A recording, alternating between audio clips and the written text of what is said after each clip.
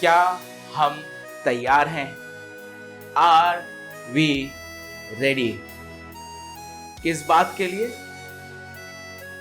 पौलुस फिलिपियों की पत्री उसका 3 अध्याय और उसके 10वें पद में इस कलीसिया को चिट्ठी लिखकर इस बात को बताने लगा। इंग्लिश में कुछ इस प्रकार से लिखा है, that I may know him and the power of his resurrection and the fellowship of his suffering, being made conformable unto his death। Urdu में लिखा है कि मैं उसकी मौत में उसका हमशक्ल बन सकूं। क्या हम तैयार हैं कि चाहे जो कुछ हो जाए हम उससे लिपटे रहेंगे, उससे दूर नहीं हो जाएंगे? चाहे कितना संकट आ जाए, चाहे कितनी मुसीबत आए, चाहे कुछ भी हो जाए, लिपटा रहूंगा उसी से मैं, क्योंकि उसमें वो अब्दी आराम है, वो हमारी अब्दी सुकूनत गाह है। जमाना जो सुकून देता है, जमाना जो शांति देता है, वो तो थोड़े से पल की होती है, पर जो सुकून और जो शांति परमेश्वर देता है वो अबद तक का अर्थात अनंत काल का होता है। और इसलिए when we will cling to that old rugged cross, to the cross where Jesus was nailed, उस क्रूस में जब हम लिपटे रहेंगे, अर्थात यीशु मसीह से जब हम लिपटे रहेंगे, उस क्रूस का कोई अर्थ नहीं है अगर यीशु मसीह उस पर ना हो। और हम इस बात को बहुत अच्छी तरह से जानते हैं कि वो क्रूस तो एक श्राप थी, पर यीशु मसीह जब उस क्रूस पर कुर्बान हो गया तो वो श्राप आशीष में तब्दील हो गई। इसलिए क्रूस से लिपटने का मतलब यीशु मसीह से लिपटने का मतलब। क्या हम तैयार हैं पौलुस के समान, जो कह रहा था कि मैं तैयार हूं इस हद तक कि मैं उसकी मौत में उसका हमशक्ल बन जाऊं, और उसको जानने के लिए, उसको पहचानने के लिए मैं बाकी सब चीजों को कूड़ा समझता हूं।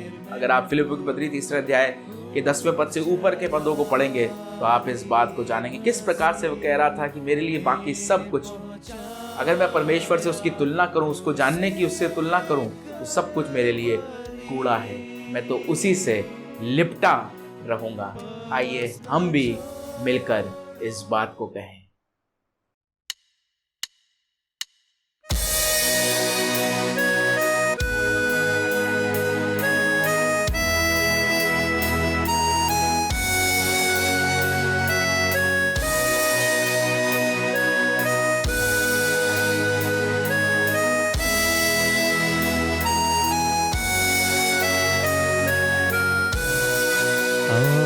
वो प्यारी सलीब मुझको देख पड़ती है, एक पहाड़ी पर जो खड़ी थी, कि मसीह है मसलूब दामद उठा गुनहगारों के खातिर जा दी, बस न छोड़ूंगा प्यारी सलीब, जब तक दुनिया में होगा कया, लिपटा रहूंगा मैं उसी से, कि मसलूब में है अब्दी आराम।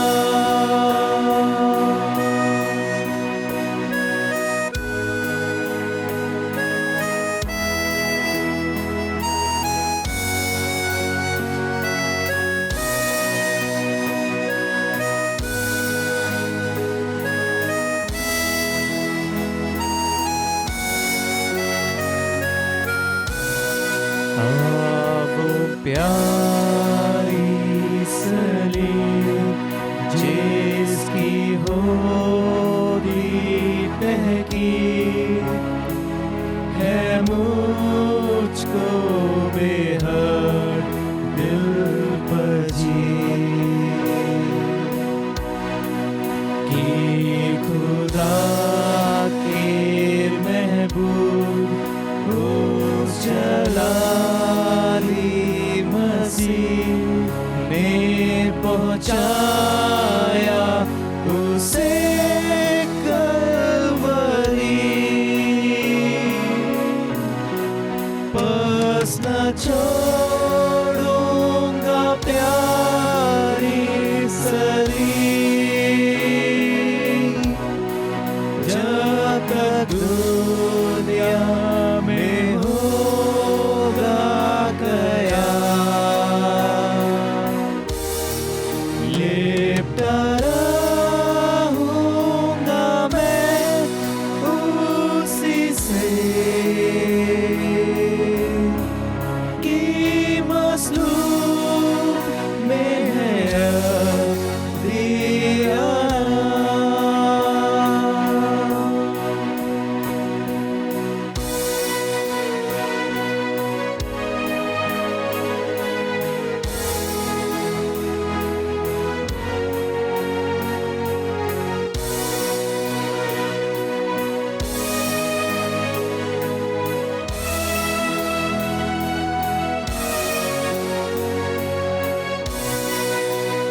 मुझे प्यारी सलीब में जो लहूआ नजर आती है खूबसूरती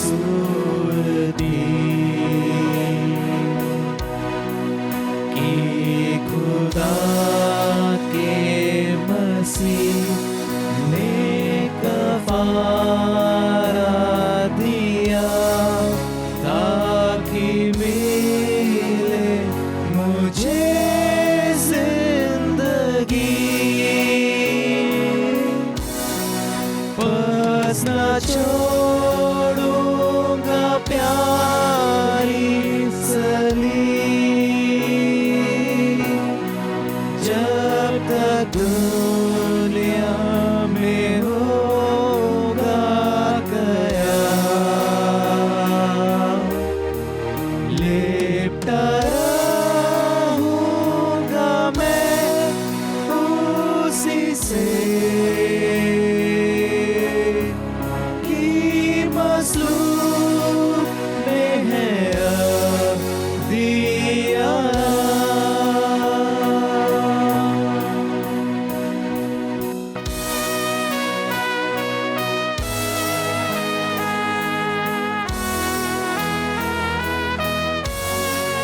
आइए उसकी आराधना करें, उस मसलूब को, उसके उस बलिदान को याद करें और उस सलीब से लिपट जाएं।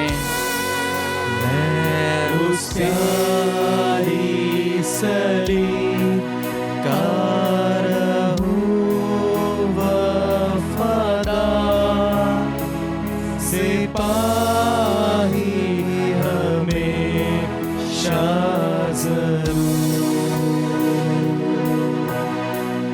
जब तक मेरा मसीह ना करेगा मुझे अपने अपनी जलाल में मंजूर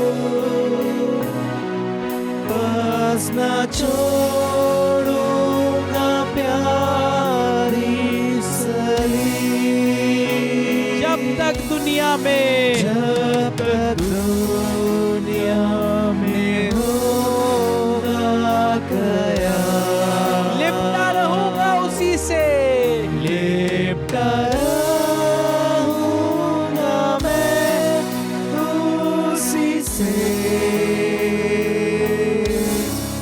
कि मसलूब में है दिया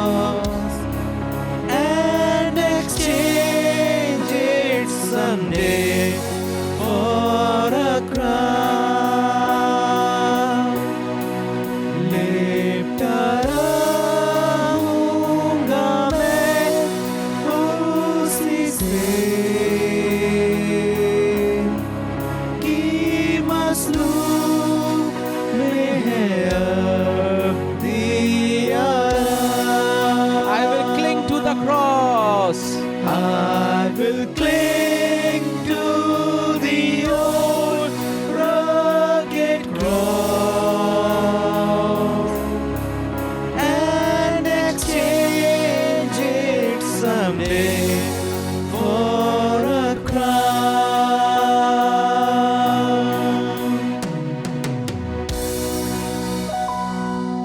Everybody wants a crown in his life.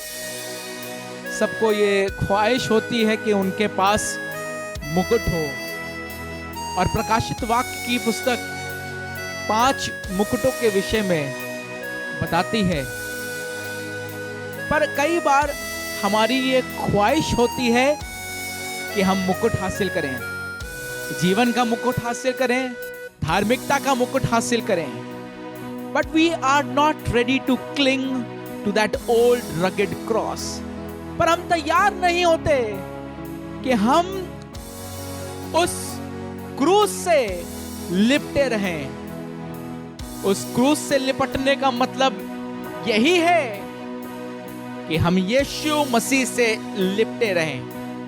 When we will cling to Jesus, the reward which we will get, as this song says, जैसा ये गीत इस बात को बताता है, उस मुकुट को हासिल करूंगा, लिपटा रहूंगा मैं उसी से। आज के इस दिन में क्यों ना हम इस बात को कहने वाले हो जाएं कि हाँ प्रभु, मैं आपसे लिपटा रहूंगा। और जब आपसे लिपटा रहूंगा तो उस जीवन के मुकुट को पाऊंगा, उस अब्दी आराम को पाऊंगा जो आपने मेरे लिए रखा है। पास न छोड़ूंगा प्यारी सलीब जब तक दुनिया में होगा कयाम। हाँ प्रभु, जब तक मैं इस दुनिया में कयाम करता हूं, जब तक मैं इस दुनिया में प्रभु रहता हूं, एक काम मैं करना चाहता हूं। I want to cling to that old rugged cross. I want to cling to you, my Lord. हाँ प्रभु, आपसे लिपटा रहना चाहता हूं। आपकी उस इबादत को, उस आराधना को जो प्रभु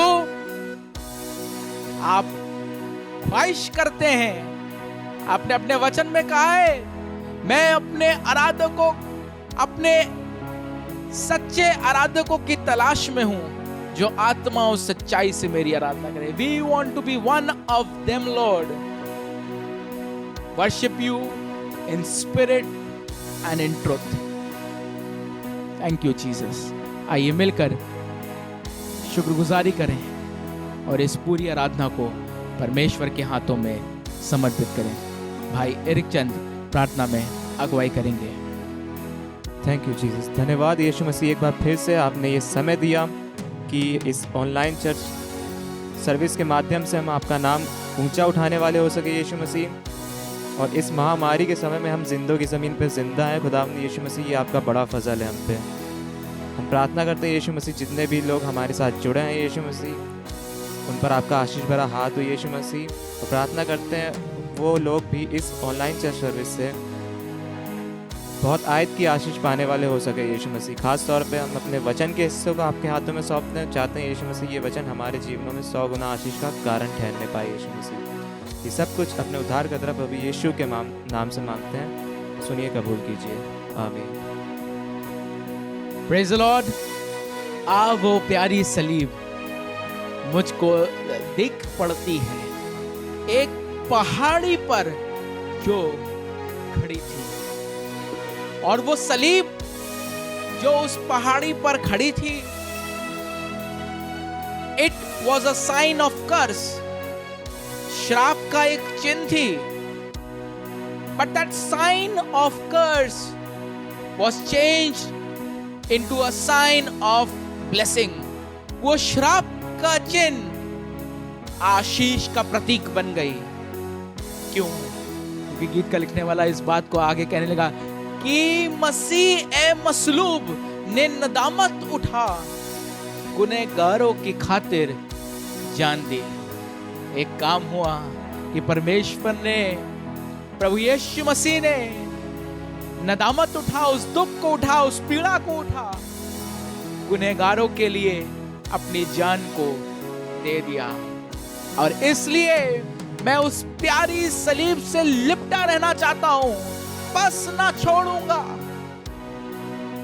इसलिए मैं उस सलीब को नहीं छोड़ूंगा। पस का मतलब इसलिए आता, therefore I will cling to that old rugged cross.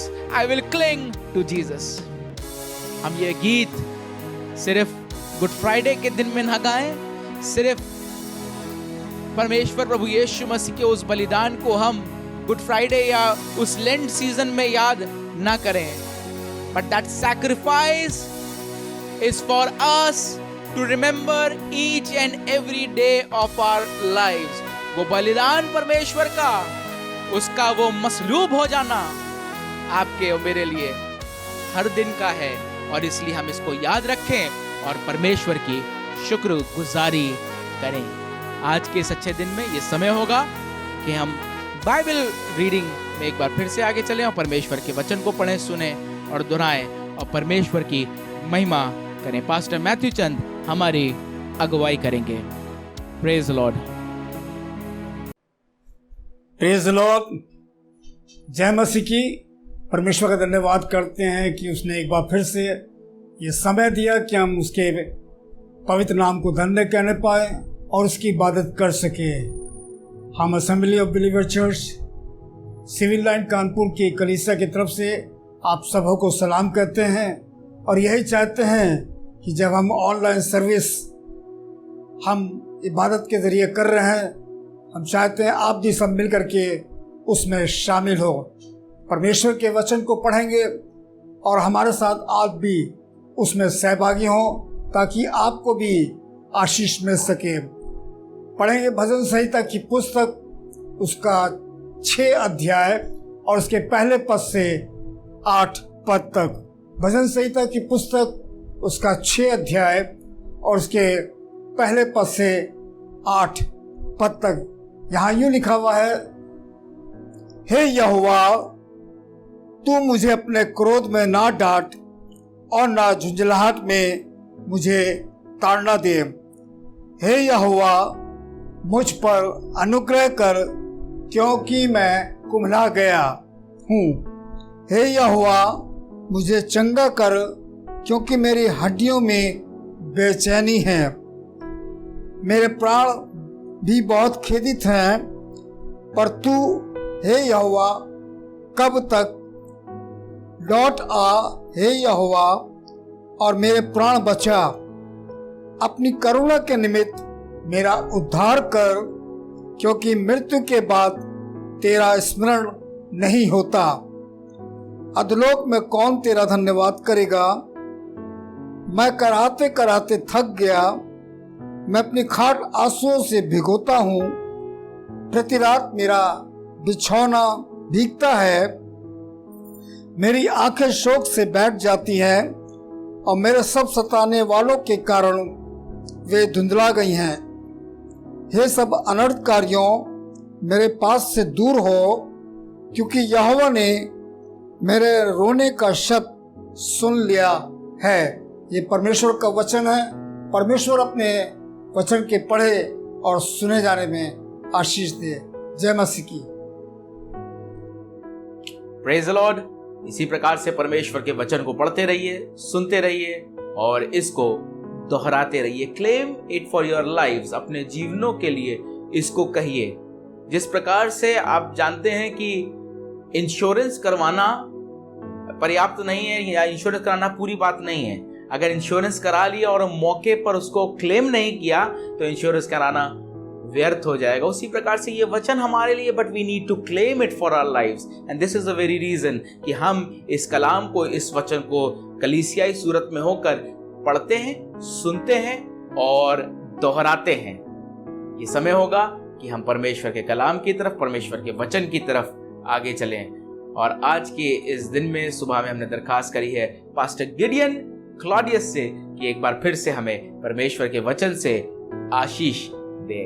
और विश्वास जान लीजिए, जब ये कलाम, ये वचन आपके बीच में शेयर किया जाता है तो हकीकत में जो परिस्थितियां, जो हालात इस समय हैं, मैं विश्वास करता हूं कि कहीं ना कहीं ये वचन, ये कलाम आपको उन हालात में, उन परिस्थितियों में आपको इत्मीनान देगा, आपको शांति देगा और परमेश्वर के वायदों को एक बार फिर से आपको याद दिलाने वाला हो जाएगा कि हाँ, परमेश्वर मेरी पुकार को जब मैं उस संकट के दिन में उसको पुकारता हूं तो वो सुनता है। आइए वचन की तरफ आगे चलेंगे पास्टर गिडियन क्लॉडियस के साथ। Praise the Lord. मैं खुदा के सामर्थी और शांति देने वाले नाम में आप सभी को सलाम करता हूं और आज मैं आप लोग का फिर से इस assembly of believer church civil lines Kanpur की कलीसिया की ऑनलाइन सर्विस में आपका स्वागत करता हूं और मैं विश्वास करता हूं कि बीते दिनों में आप सभी ने इस ऑनलाइन सर्विस से आशीष पाई होगी, खुदा के कलाम को सुना होगा और उससे बरकत पाई होगी। और बहुत ही ये हमारे लिए बहुत ही गर्व की बात होती है जब हम खुदा के वचनों को सुनकर उस पर चलते हैं, क्योंकि वचन बताता है कि ऐसी कोई भी चीज नहीं है जो हमें वो शांति, वो सीख दे सकती है जो ये खुदा का जिंदा कलाम हमें हमारी परिस्थितियों में स्वयं समझाता है।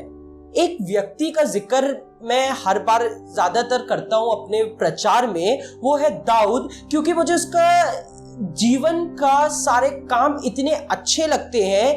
वो भी ऐसी ही परिस्थिति में जैसे आज परिस्थिति चल रही है, हर जगह लोग परेशान हैं, विलाप कर रहे हैं, घर की परिस्थिति बिगड़ चुकी है, परिवार बर्बाद होते जा रहे हैं, घर में पैसा नहीं आ रहा है, नौकरियां चली जा रही हैं, बहुत खराब माहौल है, हर कोई रो रहा है और रोना भी चाहिए। ऐसी बुरी परिस्थिति, ऐसा बुरा बीमारी, महामारी, ऐसा बुरा अकाल आया है जो आज तक हम लोग ने कभी नहीं देखा और आज हम लोग इस अकाल को देख रहे हैं। और इन सभी चीजों से परेशान होकर बहुत सी बार हम भी अपने आप में ऐसा महसूस करने लगते हैं कि शायद अब हमारे पास कोई नहीं है, क्योंकि हम जिससे मदद मांगने जाते हैं वो अपने हाथ खड़े कर देते हैं, क्योंकि वो भी मुसीबत में है, वो भी कोई ना कोई बहाना बता देते हैं। लेकिन दाऊद एक ऐसे व्यक्ति को जानता था जो कभी कोई बहाना नहीं बताता था।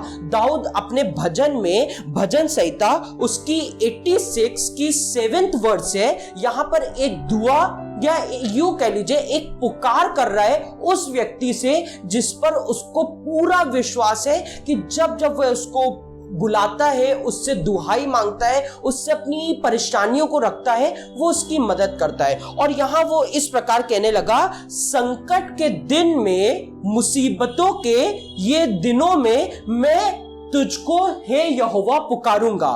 वो किसी व्यक्ति विशेष की बात नहीं कर रहा है, वो किसी डॉक्टर की, किसी बड़े आदमी की बात नहीं कर रहा है, वो यहाँ पर आसमान के खुदा की बात कर रहा है और कह रहा है संकट के दिनों में जब सब चीजें बिगड़ चुकी हैं मैं तुझको पुकारूंगा। और आगे कहने लगा क्योंकि तू मेरी सुन लेगा। उसको ये पूरा विश्वास है।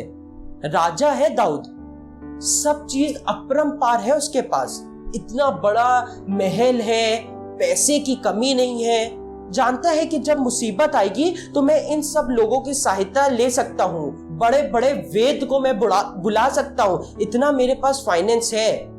सब चीजें जानते हुए वो आसमान के खुदा के लिए कह रहा है कि संकट के दिनों में मैं तुझको पुकारूंगा। क्योंकि और विश्वास के साथ, यहीं पर आयत खत्म नहीं हो गई, अगर यह आयत शायद यहीं पर खत्म हो जाती तो अधूरा अधूरा लगता, लेकिन आगे कहने लगा क्योंकि तू मेरी सुन लेगा। कैसे दाऊद, तुम्हें इतना विश्वास कैसे है? हो सकता है दाऊद ने भी इन्हीं परिस्थितियों में, जो परिस्थिति, जो अकाल, जो महामारी, जो नौकरी का जाना, जो सब चीजों का बिगड़ना आज हम देख रहे हैं, दाऊद ने भी उसी परिस्थिति में ये बात लिखी होगी और वो पढ़ा भी होगा। तभी उसने अपने वचन में कहने लगा, संकट में अति सहज से मिलने वाला परमेश्वर अगर कोई है तो वो सिर्फ और सिर्फ आसमान का खुदा है। उसको ये बात पता थी कि आसानी से अगर मैं सबसे पहले रिजेंसी, हैलेट यहाँ भाग के नहीं जाऊंगा, मैं किसी बड़े व्यक्ति के पास मदद मांगने नहीं जाऊंगा, मैं अगर किसी के पास जाऊंगा तो वो आसमान का खुदा है। तभी वो कहने लगा कि संकट में अति सहज से आसानी से मिलने वाला परमेश्वर आसमान का खुदा है। और फिर उसके बाद एक और आयत जो मुझे बहुत अच्छी लगती है, भजन संहिता 119 की 64वीं आयत है, और कहने लगा ये पृथ्वी तेरी करुणा से भरी हुई है। विश्वास करिएगा, आज अगर ये पृथ्वी, ये महामारी से, लोग कह रहे हैं ये पृथ्वी अकाल से भरी हुई है, पानी से, बाढ़ से भरी हुई है, सब जगह तबाही हो चुकी है, मैं ये कहना चाहता हूं कि उसके साथ साथ अगर कोई चीज पृथ्वी पर है तो वो उसकी करुणा है। और वो आसमान का खुदा इतना सामर्थी है कि वो अपनी करुणा को हम पर दर्शाने को तैयार है। लेकिन एक बात जो दाऊद की तरह हमें कहने की जरूरत है, हर ना कि सिर्फ कहने की, ये वचन जो है ये सिर्फ पढ़ने के लिए और बोलने के लिए नहीं है, इस पर हमें चलने की भी जरूरत है। तभी जब हम दाऊद के साथ साथ अपने भी जीवन में इस आयत को, आज मैं कहना चाहता हूं, इस आयत को अपने जीवन में अपनी हर परिस्थितियों में रख लीजिए और इस बात को कहना शुरू कर दीजिए कि संकट के दिनों में मैं आसमान के खुदा किसी से मदद मांगने नहीं जाऊंगा, मैं अगर किसी के पास आऊंगा तो वो तेरे पास, क्योंकि तू, शायद लोगों की तो मदद बहुत लिमिटेड होती है, लेकिन आसमान का खुदा जब मदद करने पे आता है तो वो अपरंपार आशीषों से भर देता है। लिखा है जब वो मदद करता है तो आसमान के झरोखों को खोल देता है और आशीषें उंडेलता चला जाता है और उसकी मुट्ठी कभी खोखली नहीं पड़ती है। वो जब अपनी मुट्ठी खोलता है तो सारी सब जगह इफरात और इफरात आ जाती है। एक कहानी में आपको लेके चलूंगा। पुराने नियम में ये कहानी मिलती है, एस्तर की किताब में। ये वो छोटी लड़की एस्तर की कहानी है। बचपन में ही इसके माँ बाप की मृत्यु हो गई थी। इसके चाचा मुर्दके ने इसको पाल पोस कर बड़ा किया था। खुदा का बह मानने वाली ये लड़की थी, खुदा से अपनी बातों को रखती थी। इसका चाचा जो था मुर्दके, वो भी खुदा को बहुत अच्छी तरीके से मानता था। ये लोग अपने जीवन को बहुत अच्छी तरीके से खुदा के साथ व्यतीत कर रहे थे। ये बच्ची जो थी एस्तर, ये बड़ी होकर रानी बन गई और उस समय जो राजा था उसका नाम था शेयश। और ये शेयश राजा हमारे हिंदुस्तान का ही था, ये कहीं और से नहीं आया था। अगर आप पढ़ना चाहें तो एस्तर की किताब उसके पहले अध्याय की पहली आयतें, वहां पर इस राजा का जिक्र करा गया है। हिंदुस्तान से राज करते हुए राजा आया था और राज कर रहा था। बड़ा मूडी राजा था, कभी भी खिसिया जाता था, कभी भी खुश हो जाता था, उसका कोई अता पता नहीं था। जिसको जब वो मिलना चाहता था उसी को बुलाता था। और उसके साथ साथ राजा के दरबार में एक और व्यक्ति था जिसका नाम था हामान। वो हामान जो था वो अपने आप को दम सबसे ज्यादा ऊपर समझता था और वो जो था मुर्दके से बहुत खिसियाता था। क्यों खिसियाता था? कहता था पूरे हर जगह जिस गली से मैं चला जाता हूँ लोग अपना रास्ता रोक देते हैं, लोग झुककर मुझे सलाम करने लगते हैं। और ये मुर्दके, दो कौड़ी का इंसान, मुझे सलाम नहीं करता है, हामान को सलाम नहीं करता है, जिसके आगे दुनिया झुकती है, और वो मेरे आगे झुककर मुझे सलाम नहीं करता है। इसी खिसियाट के मारे वो बहुत मुर्दके को देख के इतना खिसियाता था। वह मन करता था कि कैसे मुर्दके को मार डाले। फिर वो एक दिन सोचने लगा, कहने लगा अगर मैं मुर्दके को से मारूंगा तो मेरे लिए बहुत बेइज्जती की बात होगी। कहने लगा मैं मुर्दके के साथ साथ इसकी पूरी जाति को खत्म कर दूंगा। इसने एकदम खुशी के साथ अपने घर में 20 हाथ लंबी दीवार बनाई और रोज देख के उस दीवार की तरफ कहता था मुर्दके को इसी पर लटका कर फांसी दूंगा, इसी पर। अब उसने क्या किया? षड्यंत्र रचना शुरू किया, बनाता गया प्लान्स। गया राजा के पास, कहने लगा हमारे भेदियों से मुझे ये खबर पहुंची है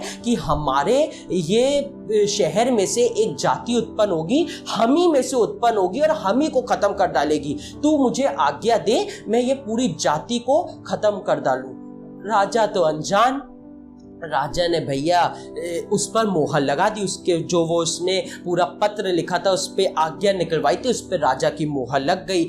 अब ये बात उड़ते उड़ते कहीं से पहुंची मुर्दके के पास। मुर्दके बड़ा परेशान हो गया, रानी के पास गया, एस्तर के पास गया। कहने लगा हे एस्तर, तुझे क्या लगता है तू इस महल में रहकर तू जीवित रहेगी? तू भी इसी जाति की है, जिस जाति को ये खत्म करने को आ रहा है वो तुझे भी खत्म कर देगा। उसने कहा है मेरे साथ साथ पूरी जाति को खत्म कर देगा, बता मैं क्या करूं? जा राजा से बात कर जाकर। रानी भी सोचने लगी अरे राजा के पास तो ऐसे जा नहीं सकते, बिना राजा की आज्ञा से। एक बार और राजा के पास कोई बिना आज्ञा के चला गया था, राजा ने उसको मार डाला।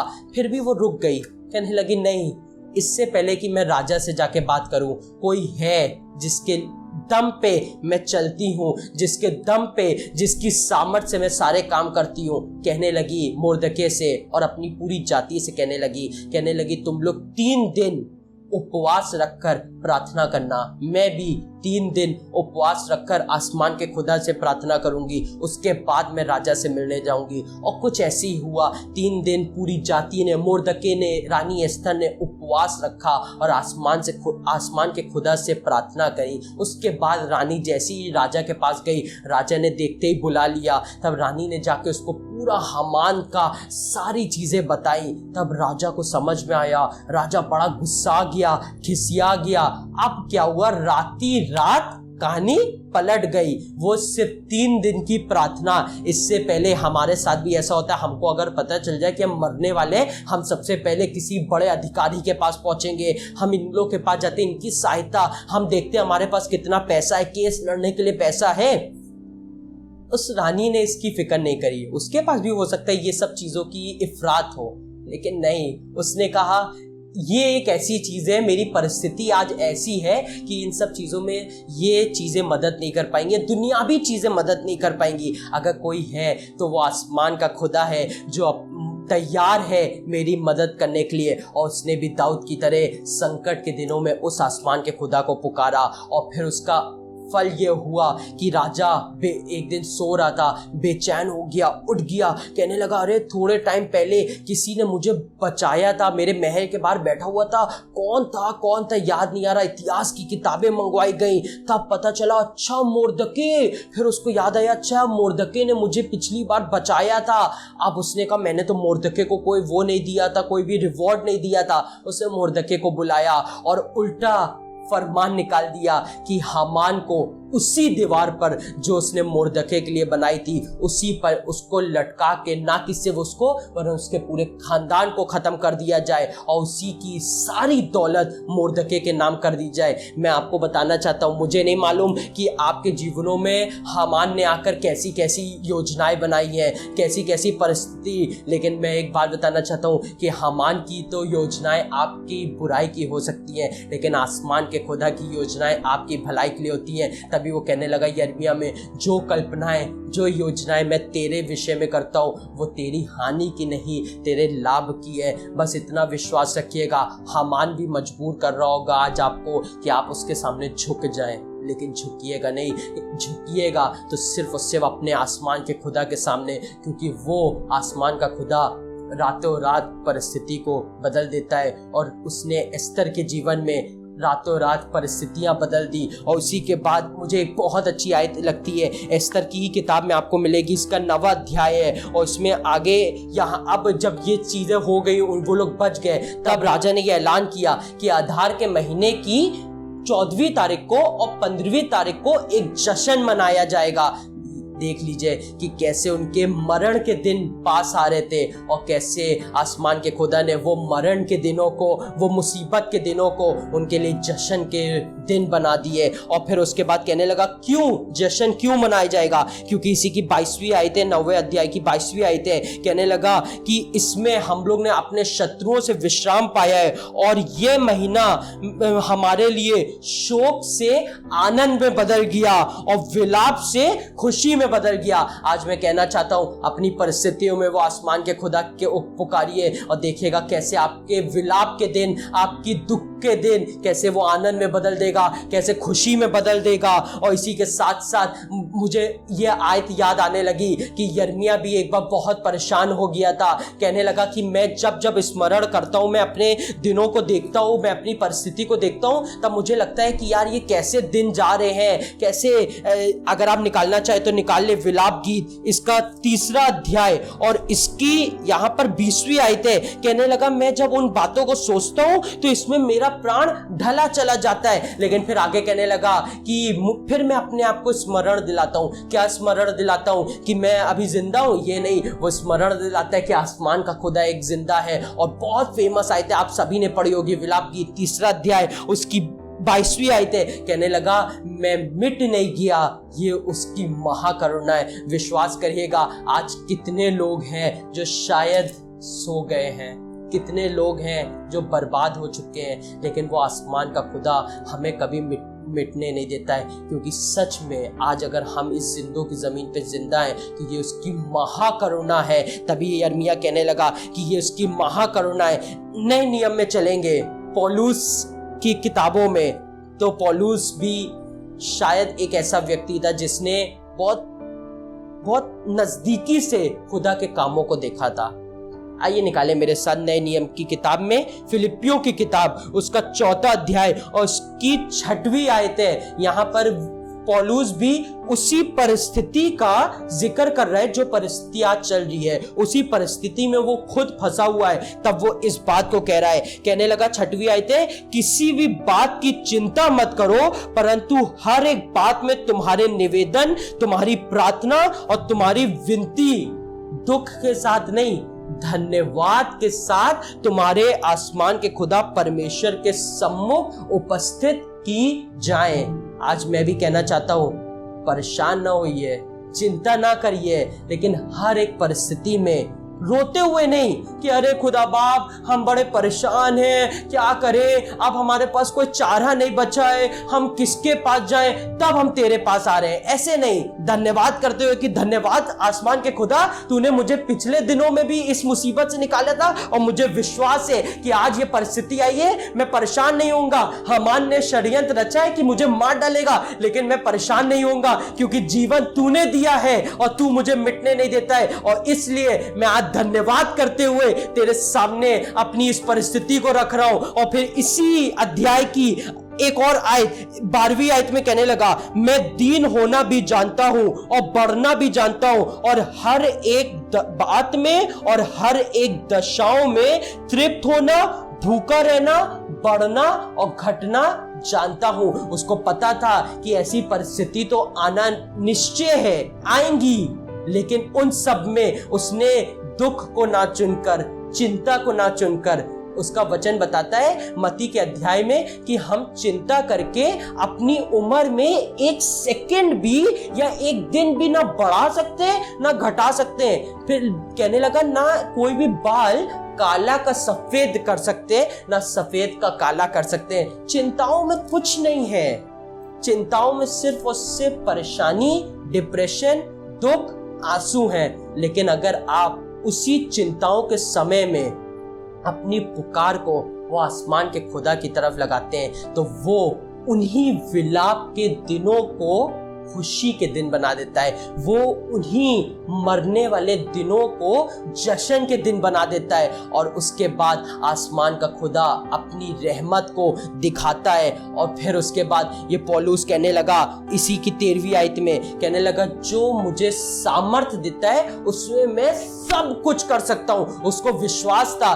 कि शायद मैं अकेले अगर अपने जीवन को जीऊंगा, शायद मैं अमेरिका में रहने वाले अपने चाचा से मदद मांगूंगा, शायद मैं उस अधिकारी के पास जाके उससे मेरी जान पहचान में मदद मांगूंगा, शायद मैं अपने बैंक बैलेंस को देखकर अपने मदद करूंगा, तो शायद मैं नहीं चल पाऊंगा, सब कुछ नहीं कर पाऊंगा। हाँ, एक हद तक तो चीजें हो जाएंगी, लेकिन संपूर्ण तरीके से मैं नहीं कर पाऊंगा। एक समय आएगा जब ये सब चीजें चली जाएंगी। तभी कहने लगा, जो मुझे सामर्थ्य देता है उसमें मैं सब कुछ कर सकता हूं। आज मैं भी कहना चाहता हूं कि अपने आप को जब आप सुबह उठते हैं, शीशे के सामने खड़े होते हैं, तो इस बात को याद दिलाइए कि ये आसमान के खुदा ने मुझे सामर्थ्य दी है, और जब वो मुझे सामर्थ्य देता है तो मैं सब कुछ कर सकता हूं। मैं रोऊंगा नहीं, मैं परेशान नहीं होऊंगा, क्योंकि उसकी योजनाएं हमारी बुराई की नहीं, हमारी भलाई की है। और वो कहने लगा कि ये पृथ्वी मेरी करुणा से भरी हुई है। वो आसमान के खुदा ने तो इस पृथ्वी पर हमें अपनी सांस फूंक के, उसने पेड़ पौधों में,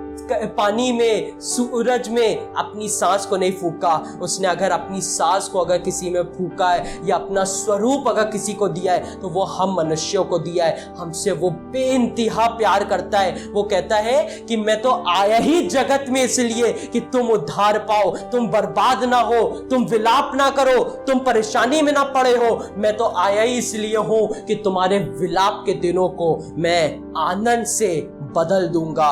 एक आखिरी आयत जो मुझे बहुत अच्छी लगती है, उर्दू में इसका जिक्र बहुत खूबसूरती से किया गया है। पौलुस ने ही इस आयत को लिखा है, रोमियो उसका 8वां अध्याय और उसकी 35वीं आयत है। कहने लगा, उर्दू में लिखा है, कौन हमको मसीह की मोहब्बत से जुदा करेगा?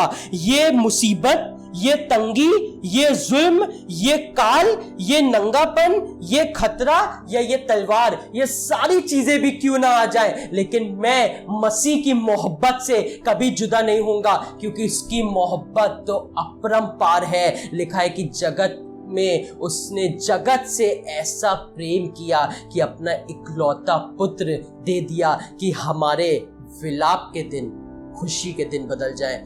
आज ये खुदा का वचन मैं विश्वास करता हूँ कि आपके भी विलाप के दिनों को खुशी में बदल देगा। बस सिर्फ छोटी सी काम करने की ज़रूरत है। दाऊद की तरह कहना स्टार्ट कर दीजिए कि मैं संकट के दिनों में आसमान के खुदा अगर किसी की तरफ अपनी पुकार को करूँगा तो वो सिर्फ और सिर्फ तेरी तरफ। और विश्वास करिएगा, संकट में अति सहज से मिलने वाला परमेश्वर सिर्फ वही है। आइए दुआ करेंगे और विश्वास करिएगा, वो आसमान का खुदा आपकी सारी चीजों को, परिस्थिति को, आज आप अपने राशन के डिब्बों को देख के डर रहे हैं, आज हम अपनी घर को, एक कमरे के मकान को देख के परेशान हो रहे हैं, अपनी छोटी सी गाड़ी को देख के परेशान हो रहे हैं, परेशान ना होइए। वो जब आसमान का खुदा कहता है मैं पक्षियों को जब खिला सकता हूं तो तुमसे तो मैं बहुत मोहब्बत करता हूं, तुम्हें तो मैंने अपने समान दर्जा दिया है, अपने समान बनाया है, तो मैं तुम्हें क्यों नहीं खिलाऊंगा। तुम कल की चिंता ना करना,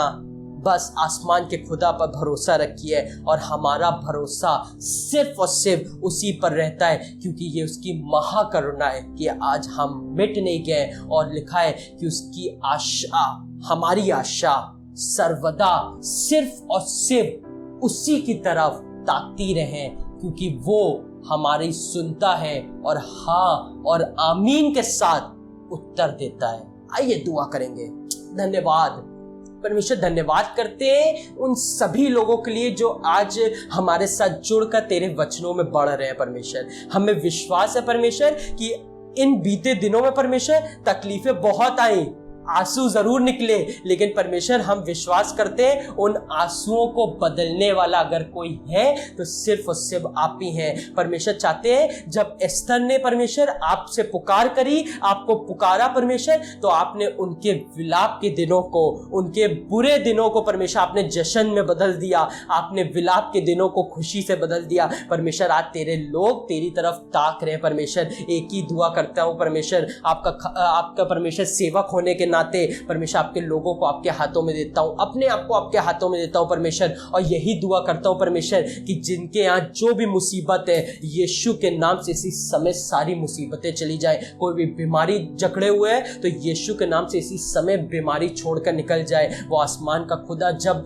मंडराता है, लिखा उसका आत्मा मंडराता है, तो बीमारियां, दुष्ट आत्माएं छोड़कर यूं निकल जाती हैं, परिस्थितियां बदल जाती हैं। आज आसमान का खुदा इस वचन के द्वारा, इस चर्च की लाइव सर्विस के द्वारा, वो प्रेजेंट वर्शिप के द्वारा आपके घरों में, आप जहां पर जिस जगह पे बैठे हुए हैं वहां मंडरा रहा है, उससे पुकारिए। आसमान का खुदा आज आपको बरकत देने पे है। आसमान के खुदा सारे लोगों को तेरे हाथों में देते हैं परमेश्वर, और चाहते हैं सबकी मर्जी परमेश्वर आप पूरी करिए परमेश्वर, और सब आप में बढ़ते चले जाए परमेश्वर। और परमेश्वर यूं ही इस चर्च में परमेश्वर, और इस चर्च की लाइव सर्विस में आपकी आशीष और आपकी मौजूदगी होने वाली हो सके परमेश्वर। सब चीज़ों को तेरे हाथों में देते हैं परमेश्वर, और एक ही दुआ को मांगते हैं परमेश्वर कि हमारे हर एक काम से, हमारे हर एक तरीके से आप बढ़ते चले जाएं, हम घटते चले जाए परमेश्वर, और सारा महिमा, सारा जलाल सिर्फ और सिर्फ आपको मिलने वाला हो सके परमेश्वर। और ये दुआ आपके जीवित, पवित्र और सामर्थी नाम से मांगते हैं, सुनिए और कबूल करिएगा,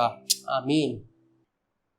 ऐ हमारे बाप, तू जो आसमान पर है, तेरा नाम पाक माना जाए, तेरी बादशाहत आए, तेरी मर्जी से आसमान में पूरी होती है, जमीन पे पूरी हो। हमारे रोज की रोटी आज हम बख्श दे, जिस तरह से हम अपने कसूर वालों को माफ करते हैं, तो भी हमारे कसूरों को माफ कर। हमें आजमाइश में न पड़ने दे, बल्कि बुराई से बचा, क्योंकि बादशाहत, कुदरत और जलाल हमेशा तेरी ही है, आमीन। और अब हमारे प्रभु यीशु मसीह का फजल, मतलब आपकी मोहब्बत, पाक रूह की रिफाकत और शराकत हमें से प्रत्येक ईमानदार के साथ, आलमगीर कलीसिया के साथ, अब से लेकर अब तक बनी रहे, आमीन। एक साथ मिलकर जोरदार नारा लगाएंगे और बोलेंगे, बोलो प्रभु यीशु मसीह की जय। वो जल्द आने वाला है, इसलिए बोलो प्रभु यीशु मसीह की जय। Praise the Lord. मैं विश्वास करता हूं कि आपको आज के इस दिन में आशीष मिली होगी। इसी प्रकार से आप हमारे साथ ऑनलाइन चर्च सर्विस में बने रहिए, जुड़े रहिए। मैं ऐसी उम्मीद कर रहा हूं, आशा कर रहा हूं कि बहुत जल्दी हम अक्टूबर के महीने से अपनी उसी प्रकार से जिस प्रकार से परमेश्वर के भवन में मौजूद होते थे यहाँ, उसी प्रकार से मौजूद होकर परमेश्वर की आराधना कर पाएंगे, इबादत कर पाएंगे। उन सब बातों को पूरा करके जो कोविड-19 की गाइडलाइंस के रूप में हमको दी गई हैं, हम उन सब चीज़ों को पूरा करेंगे। और ये पूरी तरह से ये हमारा प्रयास होगा कि जब आप यहाँ मौजूद हों तो आप सुरक्षित रहें और आपका यहाँ आना और यहाँ से जाना, उसमें किसी भी प्रकार का कोई ऐसा मौका ना हो जब आपको कुछ छूना पड़े। इस तरीके से हम तैयारी कर रहे हैं और आने वाले दिनों में इसके संबंध में आपसे और विस्तृत तौर पर इसको और डिटेल में आपसे मैं बात करूंगा और आपको वो इन्फॉर्मेशन, वो सूचनाएं पहुंचाएंगे। पर अभी भी हम इसी प्रकार से जैसे आज हम ऑनलाइन चर्च सर्विस में थे, अगले संडे भी मौजूद होंगे। इसलिए परमेश्वर में उत्साहित रहिए, परमेश्वर में बने रहिए और ज़रूर से इस वीडियो को या इस ऑनलाइन चर्च सर्विस को आप शेयर कीजिए। और साथ ही साथ अगर अभी तक आपने चैनल को सब्सक्राइब नहीं किया है तो चैनल को सब्सक्राइब कीजिए। Praise the Lord. God bless you all.